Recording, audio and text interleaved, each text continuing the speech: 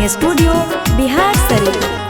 सुनाए भाई दिलवा के बात मगही भोजपुरी में बात बड़े खास। ए भाई जाना तरे कि ना। सुनाए भाई दिलवा के बात मगही भोजपुरी में बात बड़े खास। एक ही गो बात लेके रटना बा यूपी बिहार में घटना बा देवरा भइल ढोरी चटना बा। यूपी बिहार में घटना बा देवरा भइल ढोरी चटना बा। देवरा भइल ढोरी चटना बा चटना बा।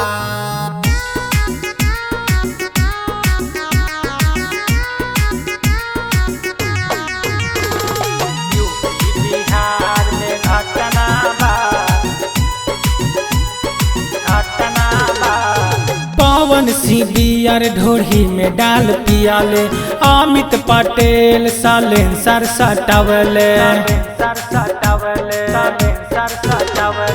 पवन सिंह बियर ढोरी में डाल पियाले अमित पटेल सालेंसर सटावले। गुड्डू रंगीला चोप घोपले बा यूपी बिहार में घटना बा देवरा भइल ढोरी चटना बा। यूपी बिहार में घटना बा देवरा भइल ढोरी चटना बा। देवरा भइल ढोरी चटना बा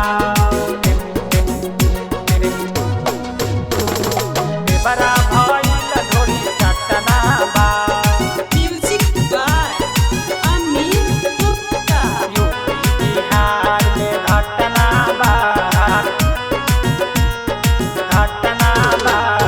पियरी माटी से मुनत रहे रानी प्रमोद प्रेमी लगल रोके पानी।